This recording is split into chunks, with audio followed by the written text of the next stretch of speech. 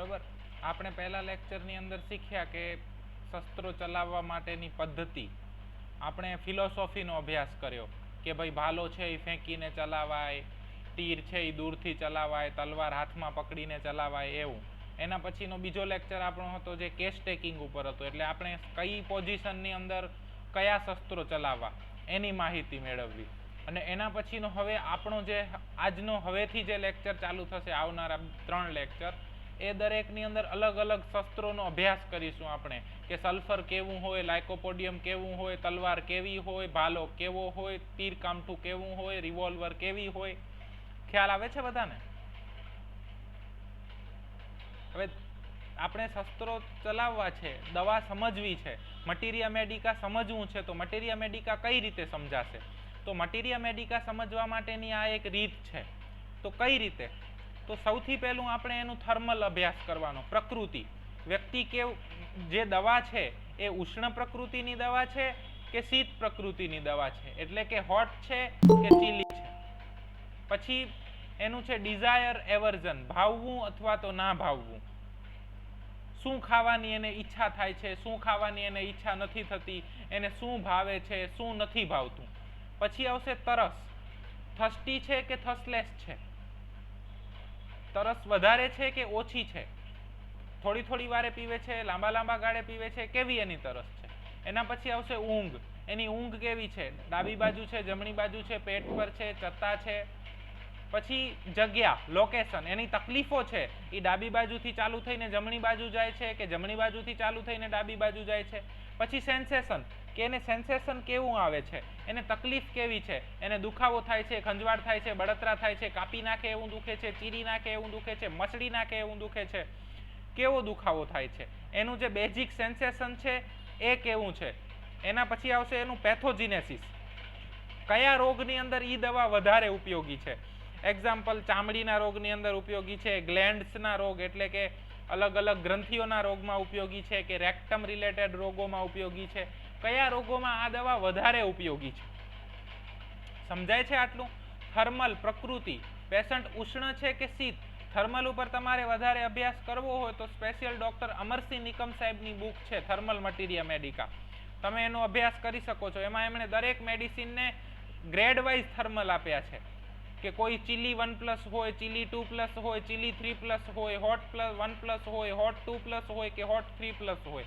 એવી રીતે એમણે બધા જ કેટેગરાઇઝ કર્યું છે થર્મલનું. કેવી પ્રકૃતિ છે, ઉષ્ણ પ્રકૃતિ છે કે શીત પ્રકૃતિ છે. એના પછી એના ડિઝાયર એવર્ઝન કેવા છે, એને ખાવા પીવામાં શું ભાવે છે, શું નથી ભાવતું, શું ઈચ્છા થાય છે, શું ખાવાની ઈચ્છા નથી થતી, એની તરસ કેવી છે, થર્સ્ટી છે કે થર્સ્ટલેસ છે, એને ઊંઘ કેવી આવે છે, ડાબી બાજુ, જમણી બાજુ, પેટ ઉપર કે ચત્તા, એની તકલીફો ચાલુ ક્યાંથી થાય છે, ડાબી બાજુથી, જમણી બાજુથી, કઈ જગ્યાએ જાય છે, સેન્સેશન કેવું છે, કયા રોગોમાં એ વધારે ઉપયોગી છે, એની પેથોજીનેસિસ કઈ છે. આટલે સુધી ક્લિયર બધાને? આપણે દરેક દવા, દરેક મેડિસિન આ રીતે ભણવાની છે. ખ્યાલ આવે છે?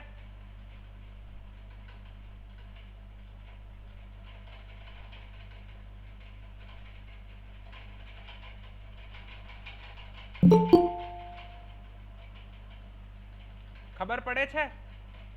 કોઈ પણ દવા હોય, તમારે હવે એ દવાને આ રીતે ભણવાની છે, આ રીતે જ યાદ રાખવાની છે, અને આ રીતે જ પેશન્ટની અંદર આપણે જોવાની છે. એટલે દવાનું પિક્ચર અને પેશન્ટનું પિક્ચર મેચ થાય, અને મેચ થાય એટલે આપણે સિમિલિમમ આપી શકીએ. ક્લિયર? ઇન્ટરેક્શન ખૂબ જરૂરી છે. ઊંઘી નથી જવાનું, હું હાલરડા નથી ગાઈ રહ્યો.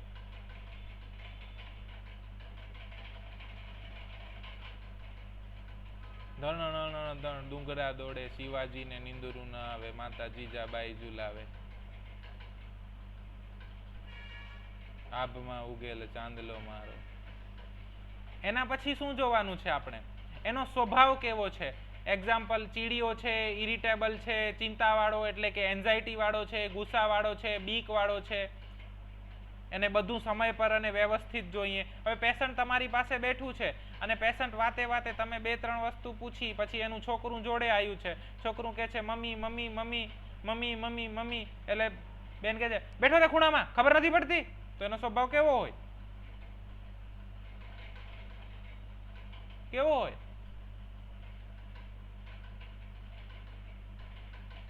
યસ, ઇરિટેબલ છે ને, સ્લાઇટેડ થિંગ ઇરિટેટ. સાહેબ થોડું જલ્દી કરો ને સાહેબ, મારી બેબીને બરાબર તો થઈ જશે ને સાહેબ? કાંઈ એને વધી તો નથી ગયું ને સાહેબ? પછી એને એન્ટીબાયોટિક તો નહીં આપવી પડે ને સાહેબ? પછી એને આવું તો નહીં કરવું પડે ને સાહેબ? કેટલા દિવસમાં બરોબર થઈ જશે? Yes, fearful, એન્ઝિયસ. બસ તો આવી રીતે આપણે એનો સ્વભાવ નક્કી કરવાનો છે. દરેક દવાનો એક એક સ્વભાવ હોય છે. લાઈક નક્ષ ભૂમિકા ઇઝ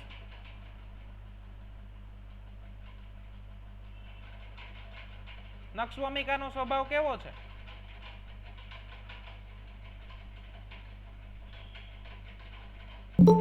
યસ, એંગ્રી, ઇરિટેબલ ના. આર્સેનિક આલ્બનો સ્વભાવ કેવો છે? Yes, angry, irritable, quarrelsome, nux vomica. Arsenic આલ્બનો સ્વભાવ કેવો છે? Restlessness, fearful, fastidious. તમને બધી ખબર જ છે, તમને બધું આવડે જ છે. આપણે ખાલી આવી રીતે વ્યવસ્થિત ભણવાનું છે. આ એક બીબું છે. આ બીબાથી મટીરિયા મેડિકા સમજી શકાય છે. અગેન રિપીટ કરું છું. થર્મલ, પ્રકૃતિ, ઉષ્ણ છે કે શીત, ભાવવું ના ભાવવું, ડિઝાયર, એવર્જન, થર્સ્ટ, થર્સ્ટી છે કે થર્સ્ટલેસ અથવા તો થર્સ્ટ કેવી છે, એની ઊંઘ કેવી છે, ડાબી બાજુ, જમણી બાજુ, પેટ ઉપર, ચત્તા, લોકેશન કે બાજુ, કઈ જગ્યાએથી શરૂ થઈ કઈ જગ્યા તરફ જાય છે, એને સેન્સેશન કેવું છે, એને તકલીફ કેવી થાય છે, લાઈક ટ્રાયોસ ઓફ બર્નિંગ, કઈ કઈ મેડિસિન આવશે?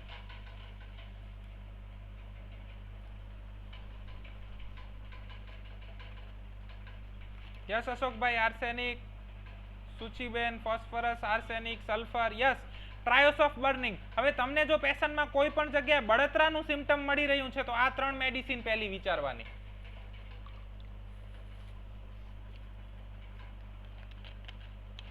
એનું સેન્સેશન છે. આર્સેનિક, ફોસ્ફરસ અને સલ્ફરમાં દરેક કમ્પ્લેન સાથે બર્નિંગ થશે. હવે એની પેથોજીનેસિસ કયા રોગમાં વધારે છે? લાઈક સલ્ફરની તો સ્કિન ઉપર, આર્સેનિકની તો મ્યુકસ મેમ્બ્રેન ઉપર, બ્રોમિયમની તો ગ્લેન્ડ્સ ઉપર.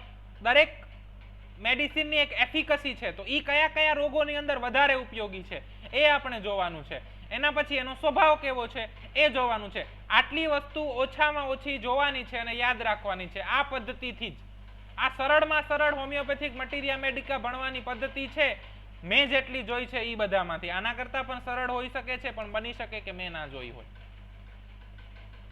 અત્યાર સુધીમાં ક્લિયર? હવે આપણે આગળ જે પણ દવાઓ જોઈશું એ બધી આ રીતની પદ્ધતિથી જ જોઈશું.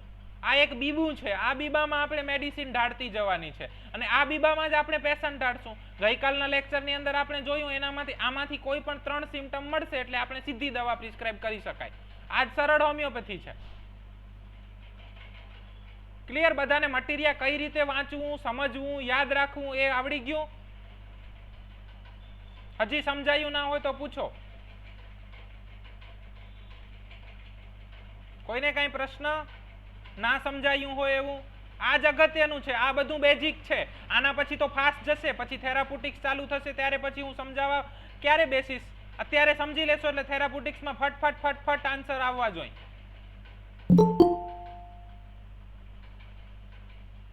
સમજાઈ ગયું ને કઈ રીતે મટીરિયા વાંચવાની? તમે કોઈ પણ બુક વાંચો, આવી રીતે એના ઇન્ડિકેશન પકડવાના. આ રીતે મટીરિયા વાંચવાની, સમજવાની અને યાદ રાખવાની. પેશન્ટને કેસ લઈએ ત્યારે આવી રીતે જ લઈએ છીએ. એટલે એમાંથી જ સિમ્ટમ મળે એટલે સીધું આપણું મટીરિયાનું પિક્ચર અને પેશન્ટનું પિક્ચર મેચ થાય એટલે સિમિલીમાં આપી દેવાની. બસ પછી રિઝલ્ટની રાહ જોવાની. ક્લિયર?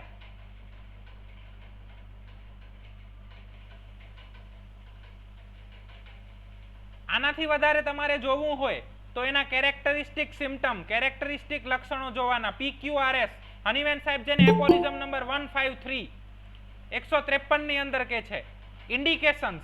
તો આના માટે જો તમારે કોઈ પણ બુક વાંચવી હોય તો એલન સ્કીનોટ છે અને ક્લાર્ક મટીરિયા મેડિકા છે, જે હું તમને વાંચવા માટે રેફર કરીશ જો તમને ખૂબ જ વાંચવાની ઈચ્છા થતી હોય તો. બાકી તમને કાંઈ જ ના કરવું હોય તો આપણી જે મટીરિયા મેડિકા છે, જે અનુભવની મટીરિયા મેડિકા, એમાંથી તમને રિઝલ્ટ તો મળશે. ક્લિયર? ઇન્ડિકેશન હું તમને જે પણ બતાવી રહ્યો છું એ બધા ઇન્ડિકેશન છે, પણ એ દવામાં માત્ર એટલા જ ઇન્ડિકેશન નથી. હું તમને જે બતાવીશ એ ખાલી અને ખાલી પાયો છે, એના ઉપર ઇમારત તમારે જાતે ચણવાની છે. સરળ છે. જનરલ પ્રેક્ટિસની સાથે પણ આટલા ઇન્ડિકેશન મળે એટલે તમે હોમિયોપેથી કરી શકો છો. આના સિવાય તમે તમારી રીતે મટીરિયા મેડિકા વાંચો, પોતાના અનુભવ એડ કરો અને પોતાના ઇન્ડિકેશનની નોટ, અનુભવની ડાયરી બનાવતા જાઓ. આજની ચર્ચા પછી તમને જો એમ લાગે કે આમાં નવું કાંઈ નથી, આ તો મને ખબર જ છે, તો તમે એક જોરદાર હોમિયોપેથ બનશો. અને તમને લાગે કે ઓહો આ તો નવું છે, તો તમે એક સુંદર હોમિયોપેથ બનશો. દવા કોઈ પણ આપવી હોય, આપણી પાસે ઓછામાં ઓછા એના 3 લક્ષણ હોવા જોઈએ. 3 ઇન્ડિકેશન હોય તો XYZ કોઈ પણ દવા અપાય. ઈ દવાના 3 ઇન્ડિકેશન આપણે પેશન્ટની અંદર મળવા જોઈએ. પછી કેટલા નથી મળતા એ નથી જોવાનું. સાહેબ મને છે ને આ 3 સિમ્ટમ પલ્સેટિલાના મળે છે, પણ પેશન્ટ તો થર્સ્ટી છે ને પલ્સેટિલા થર્સ્ટલેસ છે, તો હું પલ્સેટિલા ન આપું એવું ના હોય. જે તમને 3 સિમ્ટમ મળે છે, જો એ સ્ટ્રોંગલી પલ્સેટિલા કવર કરે છે તો યુ કેન ગીવ. શું છે એના ઉપર ધ્યાન આપો, શું નથી એના ઉપર ધ્યાન નથી રાખવાનું. પણ ઓછામાં ઓછા 3 સિમ્ટમ મળવા જોઈએ. ને કેવા સિમ્ટમ હોવા જોઈએ? PQRS, aphorism number 153. મને આવું લાગ્યું ને એટલે આપી, એવું કોઈ હોમિયોપેથીની અંદર છે નહીં. સાહેબ પેશન્ટ સલ્ફર જેવું લાગે છે, લાગે નહીં, કાં સલ્ફર હોય ને કાં ના હોય. સાહેબ મને આની કન્ડિશન છે ને એ સેપિયા જેવી લાગે છે, કાં સેપિયા જેવી હોય ને કાં ના હોય. લાગવા બાગવાનું હોમિયોપેથીમાં આવતું નથી. સાહેબ આ 3 સિમ્ટમ છે જે સેપિયા કવર કરે છે, ધેન યુ કેન ગીવ સેપિયા. આ 3 સિમ્ટમ છે જે સલ્ફર કવર કરે છે, then you can give sulphur. Indication છે તો તમે આપો. Homeopathy is like maths. 1 + 1 + 1 = 3, 1 + 2 + 1 = 4, 2 + 2 + 2 = 6. તો હોમિયોપેથીમાં પણ એવું જ હોય. મને લાગે છે કે 2 + 2 4 થાય એવું ના હોય, 2 + 2 4 જ થાય. મને લાગે છે કે આ પેશન્ટ સેપિયા છે એવું ના હોય. આ પેશન્ટમાં આ 4 સિમ્ટમ સેપિયાના છે એટલે સેપિયા જ જાય. ક્લિયર?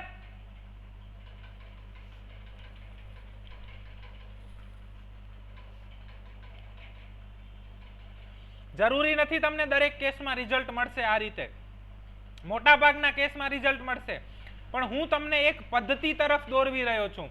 આવી રીતે સારી અને સાચી અને સરળ પદ્ધતિ તરફ જશો તો ધીમે ધીમે ધીમે ધીમે જેમ તમને પ્રેક્ટિસ થતી જશે એ રીતે ધીરે ધીરે તમારું મટીરિયાનું નોલેજ વધશે, તમારા ઇન્ડિકેશન વધશે. એમ તમે એક સારા હોમિયોપેથ બનતા જશો અને તમારું રિઝલ્ટ વધતું જશે. તો આપણે એક અનુભવની મટીરિયા મેડિકાની આજે એક વિઝિટ લઈએ. આજે જોઈએ કે અનુભવની મટીરિયા મેડિકા કેવી હોય. ક્લિયર? આવડી ગયું ને બધાને? આવડશે જ ને? કઈ અઘરું લાગ્યું આટલામાં?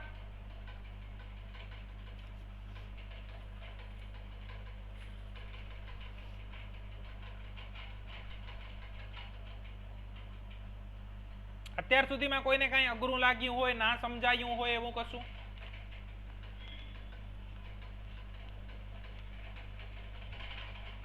હાલો, અવાજ આવે છે કે નહીં?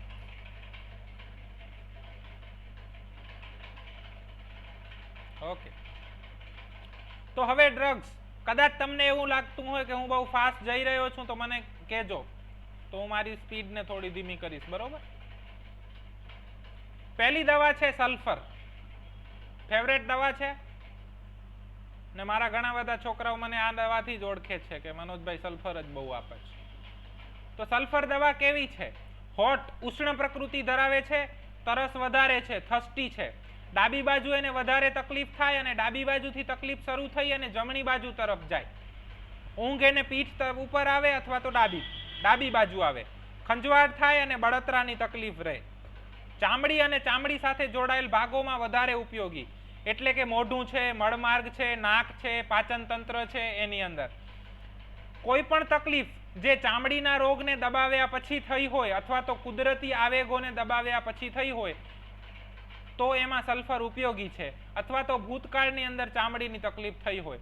ચામડીની તકલીફ એટલે કોઈ પણ ઇરપ્શન, ઇચિંગ એને દબાયું હોય, કોઈ પણ કુદરતી આવેગ છે એટલે કે એપેટાઇટ છે, યુરિન છે, સ્ટૂલ છે, લ્યુકોરિયા છે, એને કઈને ડિસ્ચાર્જને દબાવ્યા પછી તકલીફ થઈ હોય, તકલીફો ડાબી બાજુથી જમણી બાજુ તરફ જાય, હોટ હોય, થર્સ્ટી હોય અને પીઠ ઉપર ઊંઘ આવે, બળતરા અને ખંજવાળની તકલીફ રહે. આ બધા સલ્ફરના ઇન્ડિકેશન છે. આના સિવાય ખાવામાં ગળ્યું વધારે ભાવે, મસાલાવાળું વધારે ભાવે. સાહેબ ભૂખ સહન ના થાય મારાથી, સવારે ખૂબ જ ભૂખ લાગે, સ્પેશિયલી 11 વાગે ભૂખ લાગે, પહેલેથી કબજિયાતનો કોઠો રહે, ઊભો રહેવાનો કંટાળો આવે. Standing is worst position for sulphur. આળસુ પ્રકૃતિ હોય અને મોટી મોટી વાતો કરતું હોય તો એ પેશન્ટને સલ્ફર આપી શકો. આમાંથી કોઈ પણ 3 સિમ્ટમ તમને સલ્ફરના મળે તો તમે સલ્ફર આપી શકો. પછી રોગ કોઈ પણ હોય, દાદર હોય, ખીલ હોય, મસા હોય કે કંઈ પણ હોય, આમાંથી કોઈ પણ 3 સિમ્ટમ મળે એટલે you can prescribe sulphur. Clear? સલ્ફરમાં કોઈને કાંઈ ડાઉટ?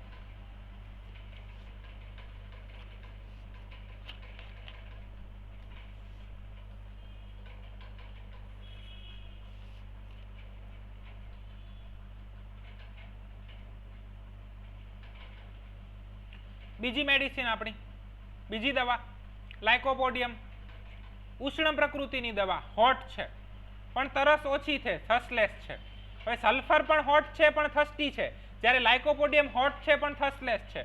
સલ્ફરની અંદર બધી તકલીફો ડાબી બાજુએ વધારે હોય અથવા તો ડાબી બાજુએથી ચાલુ થાય અને જમણી બાજુ તરફ જાય, જ્યારે લાઇકોપોડિયમની અંદર તકલીફો જમણી બાજુથી ચાલુ થાય અને પછી ડાબે જાય અથવા તો જમણી બાજુની તકલીફ વધારે હોય.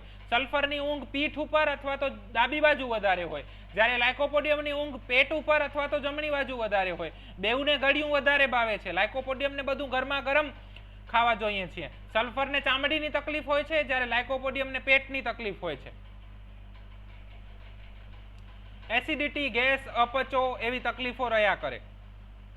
કબજિયાતનો કોઠો રહે છે, થોડું ખાય એટલે ધરાઈ જવાય. સાહેબ ભૂખ બહુ કકડીને લાગે પણ જેવો ખાવા બેસું ને 2 3 4 કોડિયા ખાઉં ને એટલે તરત ધરાવો આવી જાય, વધુ મારાથી ખવાતું નથી. સલ્ફરની અંદર તકલીફો બધી સવારે વધે, લાઇકોપોડિયમની અંદર તકલીફો બધી સાંજે વધે. દુખાવો હોય અને બધું સૂકું સૂકું રહે. સલ્ફરની અંદર બળતરા હોય, જ્યારે આની અંદર ડ્રાયનેસ હોય. પેટ, મૂત્રમાર્ગ, પાચન માર્ગ, જાતીય માર્ગ વગેરેના રોગોમાં ઉપયોગી છે. ગભરું અને બીકણ સ્વભાવનું બુદ્ધિશાળી વ્યક્તિ એટલે લાઇકોપોડિયમ. આમાંથી કોઈ પણ 3 સિમ્ટમ મળે એટલે લાઇકોપોડિયમ અપાય. પછી પથરી હોય, હરસમસા હોય, ભગંદર હોય, એસિડિટી હોય, ગેસ હોય, XYZ, શું કામ ના હોય? Clear? Lycopodium easy materia medica. Differentiation શીખવાનું છે, how to differentiate lycopodium from sulphur.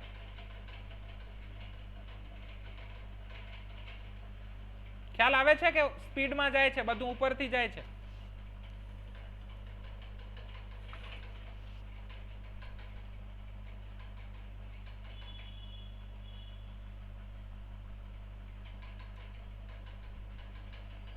તો આવી રીતે સલ્ફર અને લાઇકોપોડિયમ ડિફરન્શિએટ થાય. આમાંથી કોઈ પણ 3 સિમ્ટમ મળે તો તમે લાઇકોપોડિયમ આરામથી પ્રિસ્ક્રાઇબ કરી શકો છો. આ બધા જ લાઇકોપોડિયમના ઇન્ડિકેશન્સ છે. એના પછીની આપણી દવા છે નેટ્રમ મ્યુર. ઉષ્ણ પ્રકૃતિ, હોટ મેડિસિન. તરસ વધારે છે, લાઇકોપોડિયમની તરસ ઓછી છે, જ્યારે સલ્ફરની ફરી વધારે છે. બધી જ હોટ પ્રકૃતિની દવા છે. તકલીફો ડાબી બાજુએથી શરૂ થાય, વધે અને જમણી બાજુ તરફ જાય. ઊંઘ ડાબી બાજુએ આવે અથવા તો પેટ ઉપર વધારે આવે. જમવામાં ઉપરથી મીઠું લેવાની ટેવ હોય, નમક લેવાની ટેવ હોય. વધારે નમકવાળું ફરસાણ અને કડવું ખાવાની ઈચ્છા થાય. ગળ્યું અને દૂધ ઓછું ભાવે. તડકામાં તકલીફો વધી જાય, સ્પેશિયલી માથાનો દુખાવો વધે, ઇમેસિએશન થાય, વજન ઓછું થતું જાય. હોટ પ્રકૃતિની, ઉષ્ણ પ્રકૃતિની દવા. તરસ વધારે હોય, તકલીફો ડાબી બાજુથી વધે અને જમણી બાજુ તરફ જાય. ઊંઘ ડાબી બાજુ અને પેટ ઉપર વધારે આવે. જમવામાં ઉપરથી નમક લેવાની ટેવ હોય, વધારે નમકવાળું ફરસાણવાળું કડવું ખાવાની ઈચ્છા થાય. ગળ્યું ઓછું ભાવે, દૂધ ઓછું ભાવે. તડકાની અંદર તકલીફ વધારે થાય, સ્પેશિયલ માથાનો દુખાવો થઈ જાય, વજન ઘટતું જાય. જીભ કેવી હોય? Mapped tongue. કેવી હોય? નકશા જેવી હોય, મેપ્ડ ટંગ. તકલીફો બધી જ સવારે વધે. સલ્ફરની તકલીફો પણ સવારે વધે છે, જ્યારે લાઇકોપોડિયમની સાંજે વધે છે. ચામડીની અને એની સાથે જોડાયેલા ભાગોની તકલીફો, માથાનો દુખાવો અને પાચન તંત્રની તકલીફ, માસિકની સમસ્યાઓ. એકલું અટુલું દુઃખી જીવ હોય, જે કોઈને કાંઈ કહેતું ના હોય, દુઃખમાં રહેતું હોય, હતાશા અને નિરાશા ધરાવતું વ્યક્તિ હોય એટલે નેટ્રમ મ્યુરાટિકમ આપી શકાય. ક્લિયર? આમાંથી કોઈ પણ 3 સિમ્ટમ મળે. જરૂરી નથી કે દરેક નેટ્રમ મ્યુર હતાશ અને નિરાશ હોય, પણ આમાંથી કોઈ પણ 3 સિમ્ટમ મળે તો નેટ્રમ મ્યુર પ્રિસ્ક્રાઇબ કરી શકાય. આવડી ગઈ બધાને નેટ્રમ મ્યુર?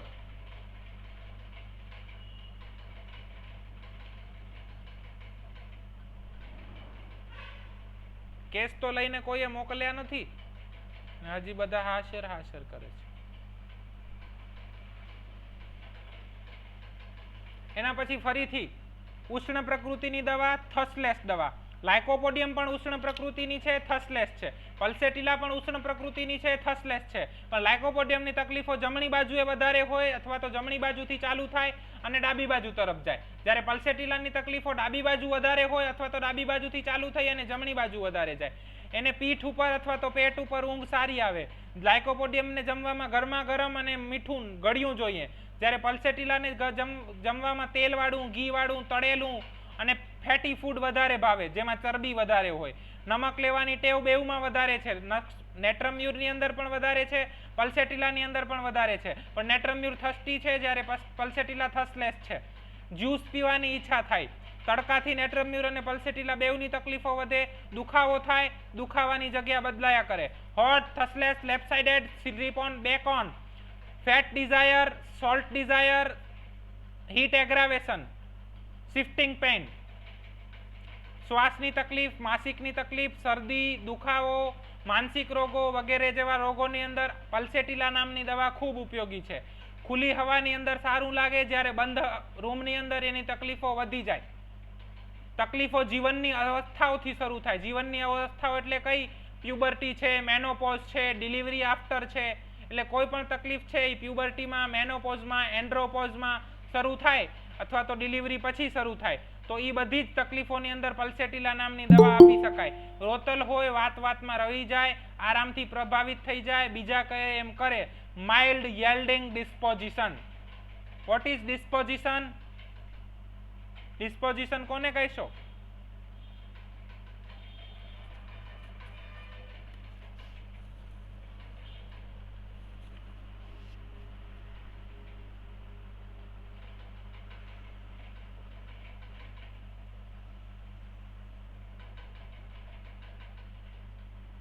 હેલો,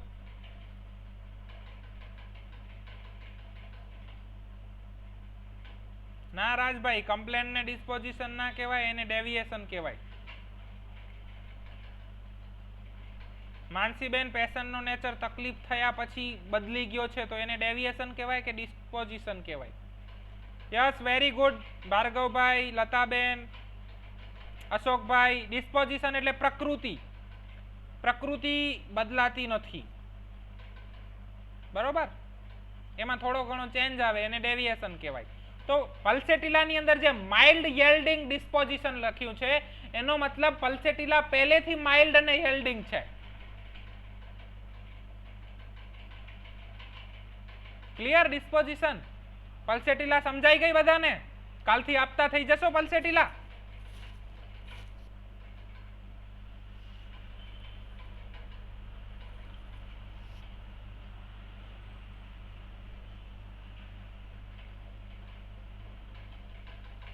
આના પછીની ફરી બીજી દવા, એ પણ હોટ પ્રકૃતિની જ, ઉષ્ણ પ્રકૃતિની દવા છે, પણ થર્સ્ટી છે, તરસ વધારે હોય, તકલીફો ડાબી બાજુથી શરૂ થાય અને જમણી બાજુ તરફ જાય.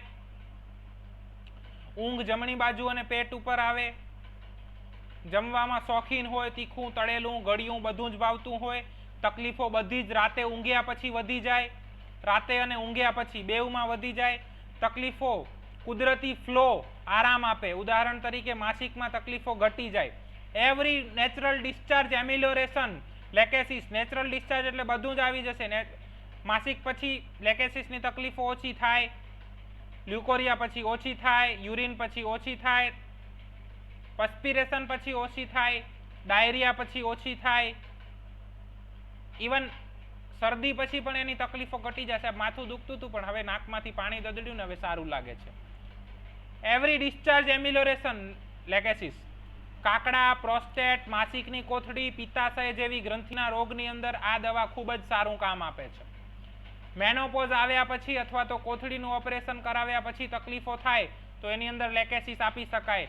બીપીનો કોઠો હોય, વારંવાર લોહી નીકળી આવતું હોય, માસિક વધારે આવતું હોય, કોઈ પણ ચુસ્ત, સજ્જડ કે કડક વસ્તુ ના પહેરી શકે, ઢીલા કપડાં જોઈએ, કોઈ પણ અડે તો એને ના ગમે, વાતોડિયું હોય, ઈર્ષ્યાળું હોય, બીજા માટે સારું ન ઈચ્છી શકનાર હોય, તો લેકેસિસ અપાય. એને કફ હોય કે કેન્સર હોય, મટવું અને મટવું જ પડે. અસર તો મળવી જ પડે. ક્લિયર?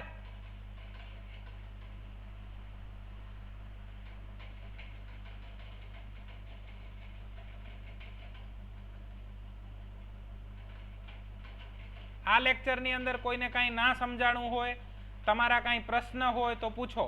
આપણે આજે આ 5 જ દવાઓનો અભ્યાસ કર્યો છે. હજી તમને કાંઈ વધારે પૂછવું હોય, કઈ રીતે વાંચવું, કઈ રીતે યાદ રાખવું, કઈ રીતે એપ્લાય કરવું તો પૂછી શકો છો. આગામી લેક્ચરમાં આપણે 7 દવાઓ લેશું અને એના પછીના લેક્ચરમાં 10 દવાઓ લેશું. ધીમે ધીમે સ્પીડ વધશે. આજે એકદમ ધીરે ધીરે લેક્ચર લીધો છે. કોઈને કાંઈ પ્રશ્ન ખરો?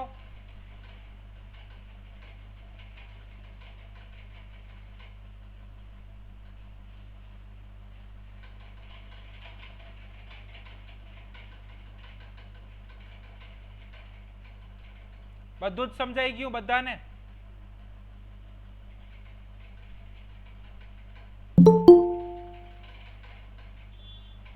ઇન્ડિકેશન પકડો તો મિક્સ ના થાય. આપણે જે ફોર્મેટ બનાવ્યું છે, એક જ મિનિટ, આ ફોર્મેટ મુજબ યાદ રાખો તો મિક્સ નહીં થાય. આજે આપણે જેટલી દવાઓ લીધી બધી થર્મલી હોટ છે, ઉષ્ણ પ્રકૃતિની છે.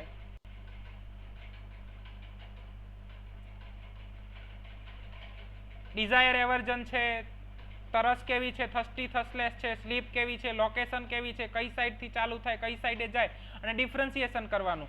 દવાઓ કઈ રીતે યાદ રાખવાની કે લાઇકોપોડિયમ અને પલ્સેટિલા ભેગી જ વાંચવાની, એટલે ડિફરન્સિએશન યાદ રહે. એટલે તમે એક દવા વાંચતા હો ને તમારા મગજની અંદર 2 દવા ફિટ થાય.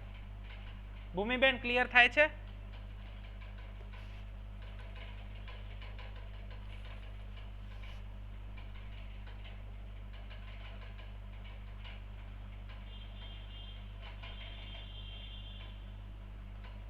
ભાર્ગવભાઈ, સ્ફિયર ઓફ એક્શન અથવા તો પેથોજીનેસિસ અને ક્લિનિકલ, આ ત્રણનો રોલ શું છે?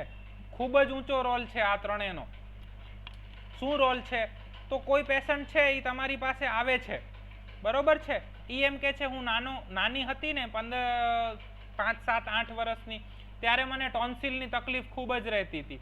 એ મેં ટોન્સિલની તકલીફ રહેતી હતી એટલે અમારા ડૉક્ટરે કીધું અને મેં ઓપરેશન કરાવી નાખ્યું. એના પછી 4 વર્ષ રહી અને હું 10, 11 વર્ષની થઈને ત્યારે મને એપેન્ડિસાઇટિસનો દુખાવો ઉપડ્યો, એટલે એપેન્ડિક્સનું ઓપરેશન કરાવ્યું. એના પછી 15 વર્ષની થઈને ત્યારે મને એકને પિમ્પલ ખૂબ થતા હતા, એકને વલ્ગારિસ થતા હતા. એટલે મેં એના માટે છે ને શું કર્યું, તો મેં એના માટે દવા લીધી, બીજી કોઈ પણ પથિક, અને મલમ લગાવ્યા, તો મને એકને મટી ગયા. એના પછી છે ને મને ત્યારે પીસીઓડી થઈ ગયું. પીસીઓડી મટ્યું ને એના પછી મને હવે મારી ઉંમર 25 વર્ષની છે અને અત્યારે હાઇપોથાઇરોઇડિઝમ ડિટેક્ટ થયો છે. તો ભાર્ગવભાઈ, આ વસ્તુ શું દર્શાવી રહી છે? હિસ્ટ્રી સાંભળીને બધાય?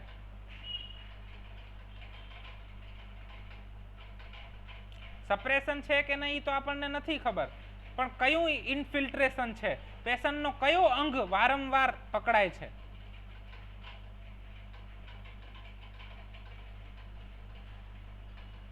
ઇટ્સ અ ગ્લેન્ડ્યુલર ઇન્ફિલ્ટ્રેશન ના. ટોન્સિલ શું છે? ગ્લેન્ડ છે. સિબેસિયસ ગ્લેન્ડ એટલે એકને, પીસીઓડી એટલે ઓવરી ગ્લેન્ડ છે, હાઇપોથાઇરોઇડિઝમ થાઇરોઇડ ગ્લેન્ડ છે. તો આપણે મેડિસિન એવી જ જોઈએ જે ગ્લેન્ડ ઉપર અસર કરતી હોય. ખ્યાલ આવે છે ભાર્ગવભાઈ? સ્ફિયર ઓફ એક્શનનો, પેથોજીનેસિસનો અને ક્લિનિકલનો શું ઉપયોગ છે એ?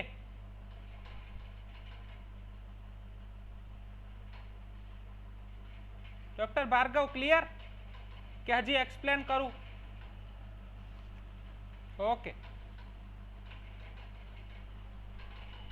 આના પછી છે ઓકે સર, ડોઝ કેવી રીતે નક્કી કરી શકશું? યસ, ડોઝ કેવું કહેવાય ખબર છે? ડોઝ કેવો પ્રશ્ન છે?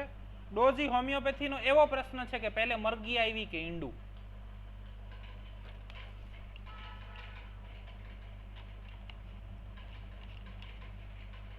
હવે ડોઝ નક્કી કઈ રીતે કરાય? તો 30 વર્ષ પહેલા મારા ગુરુ એવા શ્રી ડોક્ટર અમરસિંહ નિકમ સાહેબે પોટેન્સીનો પ્રશ્ન સોલ્વ કરી નાખ્યો છે. ઈચ એન્ડ એવરી પેશન્ટને અમરસિંહ નિકમ સાહેબ 30 પોટેન્સીમાં જ મેડિસિન પ્રિસ્ક્રાઇબ કરે છે. એટલે કોઈ પણ કેસની શરૂઆત હોય એ આપણે 30 થી કરવાની, પછી પેશન્ટને બોલાવવાનું, એક્યુટ હોય તો બીજા દિવસે, ત્રીજા દિવસે, ક્રોનિક હોય તો 8 દિવસે, 15 દિવસે, મહિના દિવસે. કેટલું ઇમ્પ્રુવમેન્ટ છે.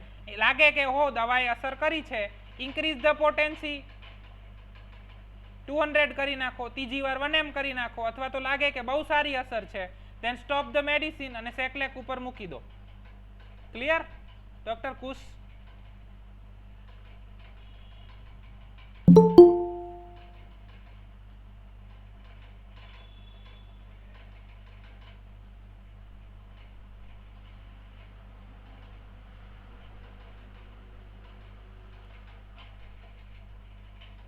ઓકે, હવે એક પ્રશ્ન, હા એક પ્રશ્ન હતો, એક જ મિનિટ. ડિસ્પોઝિશન જન્મથી જ આવે? ડોક્ટર રાજ મકવાણ. હવે આમાં શું છે રાજભાઈ, કે આમ તો જન્મથી પણ કહી શકાય, થોડા ઘણા ફેક્ટર્સ એની ઉપર એક્સટર્નલ પણ હોય, પણ એકવાર છે ને ભગવાન ગૌતમ બુદ્ધ એમના શિષ્ય આનંદની સાથે જતા હતા, અને આનંદની સાથે જતા હતા ને એટલે આનંદે ભગવાન બુદ્ધને પ્રશ્ન કર્યો કે ભગવાન તથાગત બુદ્ધ, આ દુનિયાની અંદર પુનર્જન્મ જેવી કે કોઈ એવી વસ્તુ હોય છે? ભગવાન સાકાર છે કે નિરાકાર છે? એટલે ભગવાન બુદ્ધે ત્યારે આનંદને સમજાયું કે આનંદ, એક પક્ષી છે, એને તીર વાગેલું છે, એને તીર વાગેલું છે, તો એ વખતે આપણી ફરજ શું બને છે? એ તીર કાઢી અને એ પક્ષીની સારવાર કરવી, કે આપણે થિયરીઓ બનાવવી કે આની અંદર તીર ક્યાંથી આવ્યું હશે, કોણે માર્યું હશે, કયા લુહારે તીર બનાવ્યું હશે, એ લોખંડ કેવું હશે, કેવા પ્રકારનું હશે? તો સેમ વસ્તુ અહીંયા રિપીટ થાય છે કે વ્યક્તિ બીમાર છે, બીમાર થઈને આપણી પાસે આવે છે, તો આપણે બીજી બધી માથાકૂટમાં પડવાનું કે વાઇટલ ફોર્સ કેવો હશે ને ડિસ્પોઝિશન કેવું છે, શું છે, કે આપણે સિમ્ટમ લેવાના, ટોટાલિટી બનાવવાની ને એને દવા આપવાની કે જેથી એ પેશન્ટ બીમારીથી મુક્ત થાય.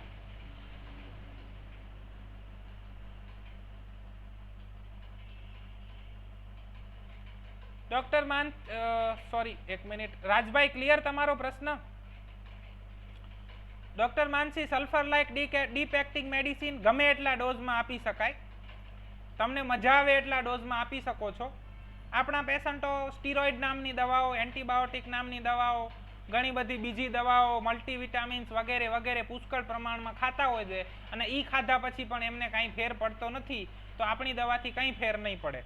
તમે જ્યારે સિમિલિમમ દવા આપો છો ત્યારે પ્રૂવિંગ થવાના ચાન્સીસ ખૂબ ખૂબ ખૂબ ઓછા છે. પ્રૂવિંગ ક્યારે થાય? કે જ્યારે તમે ડિસિમિલર મેડિસિન રિપીટેડ ડોઝમાં આપો તો જ પ્રૂવિંગ થાય. તમે સિમિલિમમ આપો તો according to nature's law of cure, aphorism number 26, a weaker dynamic affection is permanently extinguished by a stronger one, કે ડિસીઝ વીકર છે અને તમારી મેડિસિન સ્ટ્રોંગ છે, તો ડિસીઝના જે છે ડિસીઝ જતો રહેશે અને ઓનલી મેડિસિનલ ડિસીઝ રહેશે. એ જેવી તમે દવા બંધ કરશો એટલે મેડિસિનલ ડિસીઝ જતો રહેશે અને પેશન્ટ ક્યોર તરફ જશે.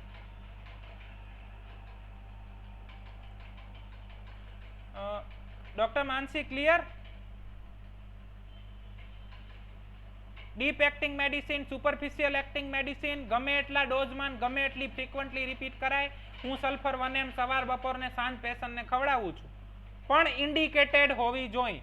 ફરી ફરીને મારી વાત સાંભળજો, ઇન્ડિકેશન સલ્ફરના મળ્યા હોય તો. પ્રૂવિંગ ક્યારે થશે? તમે જ્યારે ડિસિમિલર મેડિસિન રિપીટેડ ડોઝમાં આપશો તો. સિમિલિમમ છે તો પ્રૂવિંગના કોઈ ચાન્સીસ નથી.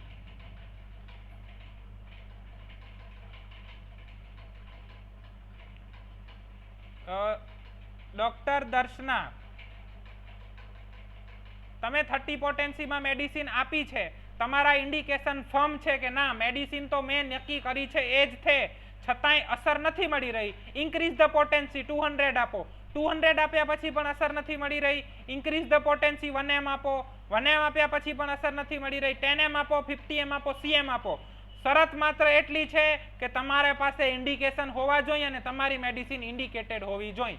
એક મેડિસિન આપો છો, બધી જ પોટેન્સીમાં ટ્રાય કરી લો, પછી જ મેડિસિન ચેન્જ કરો.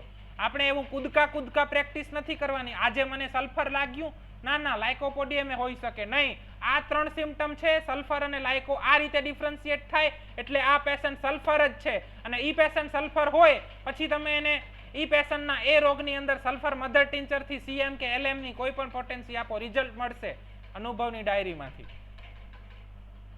Doctor Darshana clear?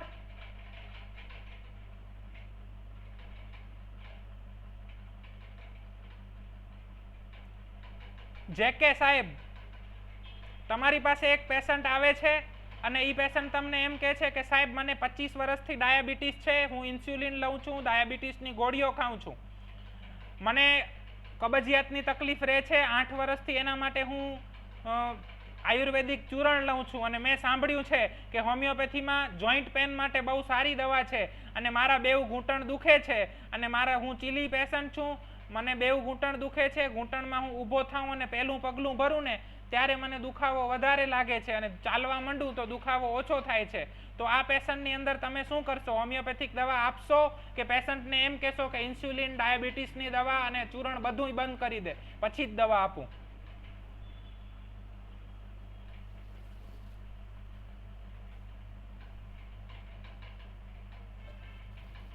જે કે તમારા રિપ્લાયની એક્સપેક્ટેશનમાં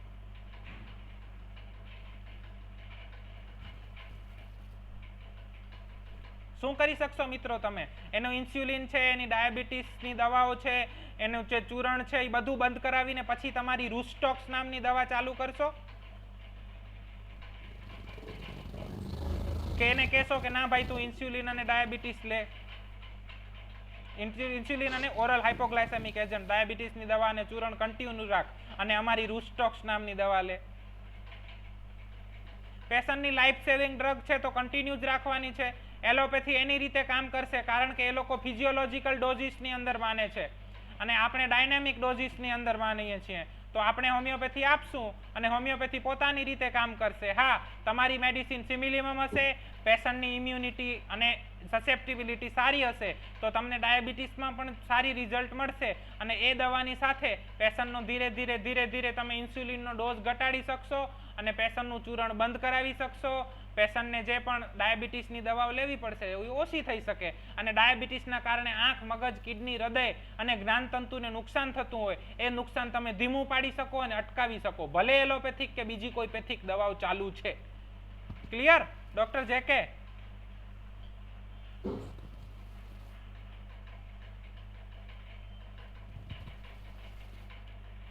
Okay, some medicine acts as an anti-miasmatic. How much role of miasm in this? Each and every medicine is anti-miasmatic if it is homeopathic. Homeopathic સિદ્ધાંતોને અનુરૂપ જો દવા આપવામાં આવે છે તો ઈચ એન્ડ એવરી દવા એ એન્ટીમાયઝમેટિક છે. જો સલ્ફર માત્ર એન્ટીસોરિક હોત તો ક્રેક્સ અને ફિશરની અંદર સલ્ફર કેમ યુઝ થાય છે? ખ્યાલ આવે છે? એનો મતલબ સલ્ફરમાં બીજા માયાજમના પણ સિમ્પટમ છે. એવી રીતે દરેક મેડિસિન એન્ટીમાયઝમેટિક છે, પણ હોમિયોપેથીની અંદર આપણે સિમિલિમમ આપીએ છીએ, સિમિલર નથી આપતા.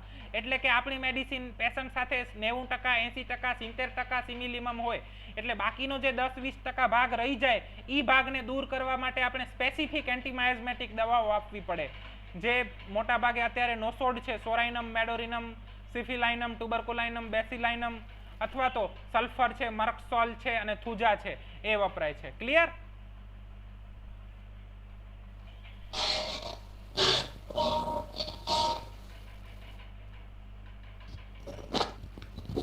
Doctor Janakba clear?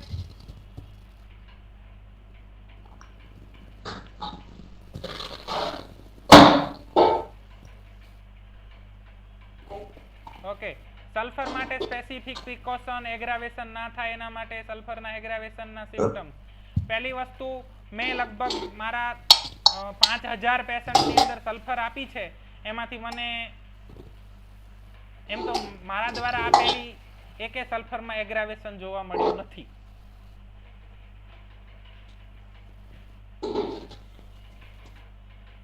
હા, પણ તમારે જો એગ્રાવેશન પ્રિવેન્ટ કરવું હોય તો સલ્ફર મોટા ભાગે મોર્નિંગમાં આપવાની, ઇવનિંગમાં નહીં આપવાની. અને 30 થી ઈચ એન્ડ એવરી કેસમાં સ્ટાર્ટ વિથ 30, 200, 1 m, એટલે કેસ ક્લિયર. એસેન્ડિંગ પોટેન્સીમાં જાઓ, એક અઠવાડિયું 30, બીજા અઠવાડિયું 200, ત્રીજા અઠવાડિયું 1 m ને પછી સેકલેક. જો રિઝલ્ટ ના મળે તો change the medicine. Clear?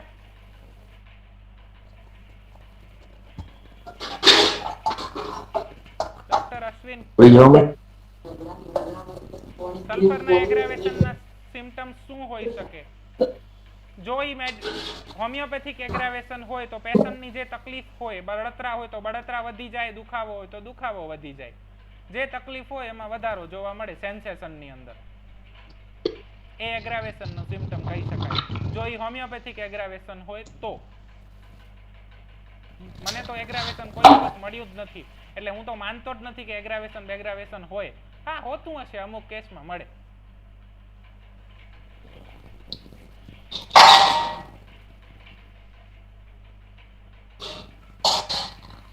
Bhargavbhai, insulin ધીમે ધીમે બંધ નહીં કરવાનું. જો પેશન્ટનું સુગર કંટ્રોલમાં હોય તો ઇન્સ્યુલિન ઓછું કરવાનું, કારણ કે each and every disease is not reversible. Second યરની અંદર જો તમે પેથોલોજી ભણ્યા હો અને એની અંદર પહેલું ચેપ્ટર સેલ ઇન્જરી ભણ્યા હોય તો there are two types of cell injury, reversible and irreversible. If the cell injury is reversible, then and then we can cure that condition. If pure anti-miasmatic disease like structural permanent changes, જો સાયકોસિસ અને સિફિલિટિક permanent આવી ગયા હશે, સોરિક એમાંથી ગાયબ થઈ ગયો હશે, then it is irreversible pathology. એની અંદર we can only palliate.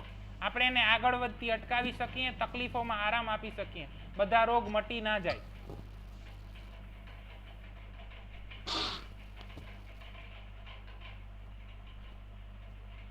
કોઈ મેડિસિનની ઇફેક્ટ વધારવા માટે કોઈ નોસોડ આપવામાં આવતો નથી. જો તમને એવું લાગે કે તમારી મેડિસિન વેલ ઇન્ડિકેટેડ છે, પેશન્ટના સિમ્પટમ મેડિસિન સાથે મેચ થાય છે, છતાં પણ તમારી મેડિસિન અસર નથી કરી રહી, તો એ પેશન્ટની અંદર કયો માયાઝમ છે, according to that miasm as a anti miasmatic drug તરીકે નોસોડ આપવામાં આવે. અથવા તો તમે દવા આપી, 30 પોટેન્સી આપી, 200 આપી, 1M આપી, પણ એક લિમિટ સુધી રિકવરી આવી ગઈ ને પછી આગળ નથી વધતી, તો ત્યારે માયાઝમેટિક બ્લોક નિવારવા માટે ફરીથી એન્ટી માયાઝમેટિક ડ્રગ તરીકે નોસોડ આપી શકાય, અથવા તો કોઈ પણ એન્ટી માયાઝમેટિક ડ્રગ આપી શકાય. પણ ક્યારે કે જ્યારે ટોટાલિટી ઇન્ડિકેટ કરે ત્યારે તમને ઇન્ડિકેશન મળે ધેટ એન્ટી માયાઝમેટિક ડ્રગના, ત્યારે ચણા મમરાની જેમ એન્ટી માયાઝમેટિક ડ્રગ ના વપરાય.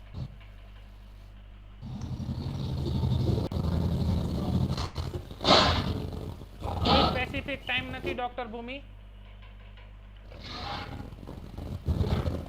ફોલોઅપમાં આપણે જોવાનું, જો ક્રોનિક ડિસીઝ છે તો 15 દિવસ, મહિનો, 2 મહિના સુધીનો ટાઈમ આપી શકો તમે. એમાં ફોલોઅપની અંદર જો તમે 15 દિવસે કે અઠવાડિયે ફોલોઅપ લેતા હોય તો ફોલોઅપની અંદર આપણે જોવાનું કે એના જનરલ કોઈ ઇમ્પ્રૂવ થયા છે કે નહીં. તમે દવા આપી તો પેશન્ટને ભૂખ, તરસ, ઝાડા, પેશાબ, પર્સ્પિરેશન, લ્યુકોરિયા, મેન્સિસ, આમાં કોઈ પણ જગ્યાએ કાંઈ પણ ચેન્જ આવવો જોઈએ, કોઈ પણ ડિસ્ચાર્જ અપિયર થવો જોઈએ, અથવા તો એના જે નેચરલ જે પણ છે એ બધું નોર્મલ, ફિઝિકલ જનરલ્સ નોર્મલ થવા જોઈએ, ઊંઘ વધવી જોઈએ, અથવા તો પેશન્ટને જે પણ તકલીફ છે એ તકલીફમાં આરામ થવી જોઈએ. આમાંથી કોઈ પણ સિમ્પટમ જો તમને 1 કે 2 મહિનાની અંદર મળે ધેન તમારી મેડિસિન સાચી છે. જો નથી મળતું તો તમારી મેડિસિન ખોટી છે, તમારે દવા બદલાવાની જરૂર છે.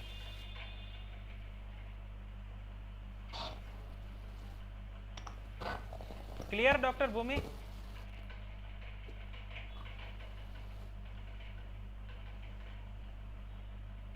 જો એક્યુટ ડિસીઝ હોય અને તમે મેડિસિન આપો તો તમારી મેડિસિન જો સિમિલિમમ હોય તો પેશન્ટને વિધિન સેકન્ડ્સમાં રિલીફ મળવી જોઈએ, વિધિન મિનિટ્સમાં. 2-3 કલાકમાં જો દવા અસર નથી કરી તો એક્યુટ્સની અંદર we can change the medicine. પેશન્ટને હેમરોઇડ્સની કમ્પ્લેન હોય, ડોક્ટર માનસી, માયાઝમ ઉપર હું આખો સ્પેસિફિક લેક્ચર લઈશ આગળ. Hemorrhoids is not a psychotic pathology. Hemorrhoids are tubercular pathology.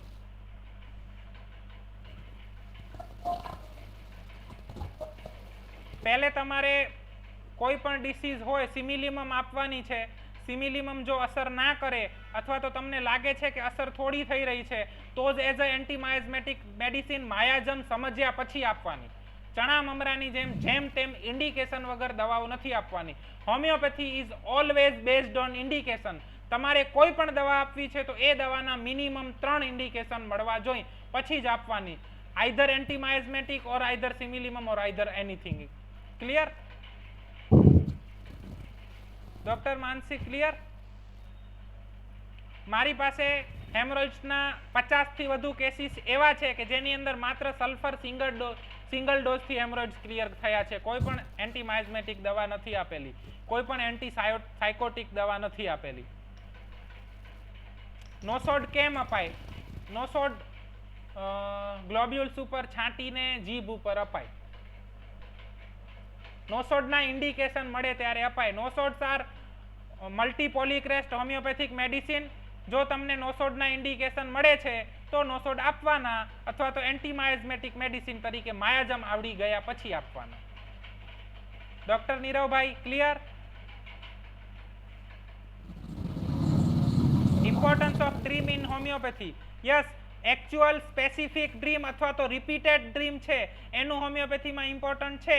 તમારે એ પેશન્ટનું સબકોન્શિયસ રિફ્લેક્ટ કરે છે. એટલે તમે જ્યારે મેન્ટલ લેવલ ઉપર હોમિયોપેથીને લઈને જાઓ ત્યારે તમે ડ્રીમ્સ ઉપરથી પણ મેડિસિન પ્રિસ્ક્રાઇબ કરી શકો છો.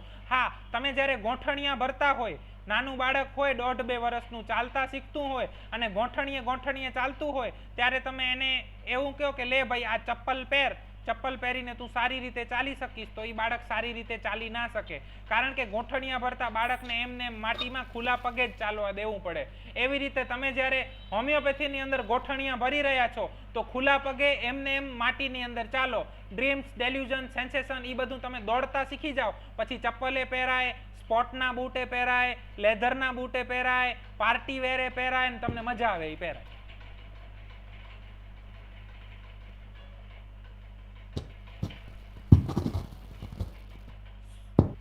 શ્લોકભાઈ, શ્લોક પોએટ્રી ક્લિયર? હેમરોઇડ્સ જડ મૂળમાંથી મટી જાય.